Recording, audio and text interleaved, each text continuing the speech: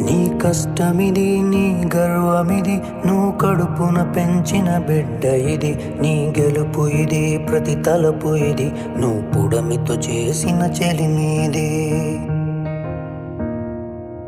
వ్యవసాయమనే నీ సాయముతో పులకరించిన నేల ఇది. మరి అందరి ఆకలి తీర్చిన చేతిని నోటికి నడిపే దారి అది.